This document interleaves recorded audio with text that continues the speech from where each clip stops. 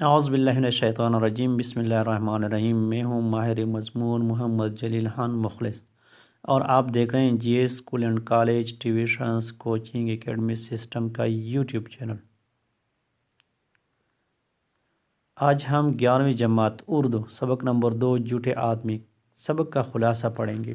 اس سے پہلے کی ویڈیو میں ہم نے اس سبق کا جو تھا وہ مرکز خیال بیان کیا تھا۔ آج ہم اس سبق جھوٹے آدمی کا خلاصہ پڑھیں گے اور سیکھیں گے۔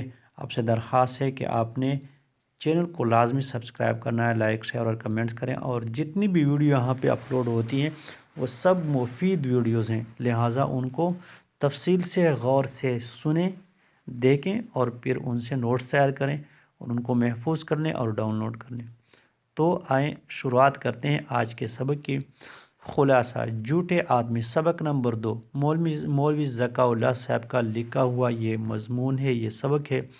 بقول مصنف کے مشہور کہاوت ہے کہ جھوٹے آدمی کا حافظہ نہیں ہوتا، اور ایسا انسان جھوٹ کو فروغ نہیں دے سکتا، لیکن حافظے اور جھوٹ کا آپس میں گہرا تعلق ہے۔ حافظہ انسان کے اندر پائی جانے والی قوتوں کی سردار ہے۔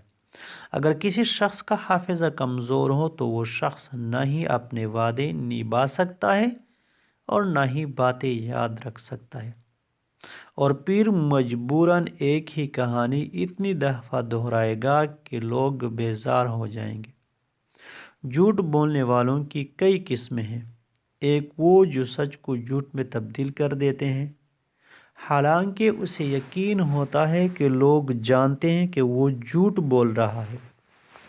دوسرے وہ جھوٹے جو اپنی طرف سے کوئی نیا جھوٹ بنا لیتے ہیں اور یہ گمان کرتے ہیں کہ لوگ اس کے جھوٹ کو سچ سمجھ رہے ہیں۔ جھوٹ کی کوئی بنیاد نہیں اور یہ آخر پکڑا ہی جاتا ہے،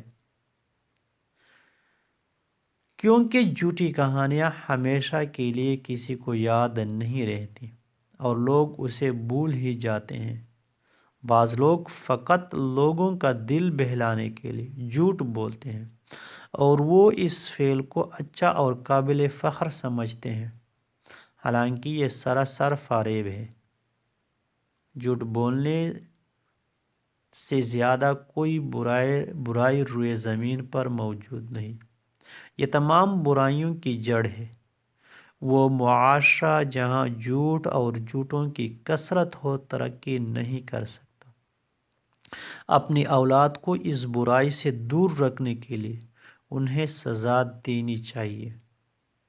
نیز روزمرہ کے معاملات میں خصوصاً دکانداروں کو اس گناہ کو ترک کر دینا چاہیے، اور وکلاء جو جھوٹے مقدموں کی پیروی کرتے ہیں